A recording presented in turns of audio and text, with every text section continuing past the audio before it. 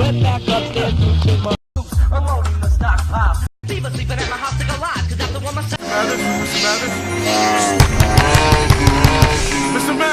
Mathers. Hey, I'm Neal, and I grew up on the east side of Detroit in Michigan, US of A.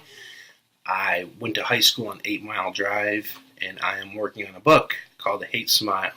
So I'm here to answer some questions. I met Marshall in 1994. It was at this house on Weyburn. He lived with Mike and Matt Ruby, known as Mannix and Butterfingers, and also James Neal, known as Kid Chaos. I first knew them. I had a friend named David who introduced us. He used to work at a Kroger's grocery store, and the guys would fill up 2 baskets full of food and stuff and get in his line and only have like $40. So he would have to forget to scan things and go over. That's how they fed themselves. So that's how I met him, through my friend Dave. Once Dave introduced us, it was just me and about 3 of my friends, 2 or 3 of my friends every day, pretty much every day. We'd go to their house on Weyburn and bring a bag and sit around for a while and listen and learn from the old dogs. Did I see him at any shows? I did. It was at a high school, either South Lake or Lakeview. I don't recall exactly which one, but it was put on by a fella named Joe Joseph. He put on a show.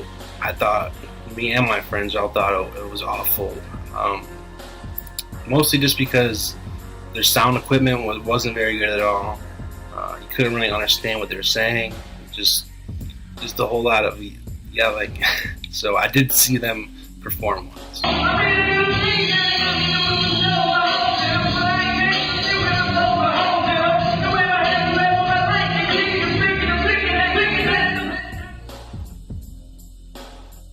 Who was I to him? I wasn't his best friend, I'll tell you that much. I was 6 years younger than them. Me and my friends were, so we were hanging out with older guys. We provided the weed normally, so they were pretty broke at the time. So to him, I was just a 15-year-old kid with weed. That's what I would guess. What was he doing outside of rap? Did he have any other passions? I remember on the house on Novara, he spent a lot of time playing basketball in the backyard. I don't know any other his passions other than music and playing basketball. More on the Novara house. First they lived on Weyburn, then they moved to Novara, and then they had 2 houses. Marshall lived with Cheddar Bob, named Robert Claus, and in another house was Matt Ruby and Mike Ruby and James Neal. So the houses were very close in vicinity, next door to each other, and they're both on Novara. Did I see him recording any music? I don't know about recording music, but we definitely saw them practicing and performing, for us, if anyone, making us laugh.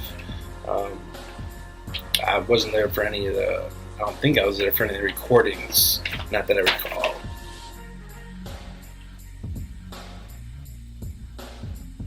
Have I ever met Kim or Marshall's mother? Yes, I met Kim before. I never met his mother. Kim would come over to the house, and usually her and Marshall would go in the bedroom. She didn't spend a lot of time out hanging out with us, but it was friendly. Other than that, I wasn't close with her. Never met his mother. Can you tell us anecdotes? Like when he talks to you about shoes, when you smoke together, etc. I can't really think of any. The shoelaces were something that we were doing back then in the 90s, 94. My friend and I would buy Puma shoes, like a throwback color, some kind of strange color, and we would buy fat shoelaces. And those guys knew how to lace up shoes. It's like an art form to them, and they taught us how to do that. I can't really think of anything catchy that comes offhand. Do I have any memorabilias of the time when I was with him? No, I don't. I don't have any. What do you have on here? Any CDs, drawings, cassettes, rap text? No, I didn't. I had no clue he was gonna blow up like he did. When I listened to them, it didn't sound very good. So it's come a long way. Do I think he was known due to his friends or due to himself? Of course, himself. He left them in the dust. He left them like a bad habit. Last I heard, Mannix and Butterfingers are broke still, like they've been broke, and I don't know what's going on there. Do I still have contact with them? No, I don't. We do. The funny story is I was working at a restaurant downtown Detroit called Fishbones, and I had only known Marsh with his head shaved, and I saw him walking in. Different. He had blonde hair at the time, and he was doing the whole Slim Shady fit. And I was like, where did I know him? It took me a few minutes to realize that was Marshall. That was Marsh. So that was pretty crazy.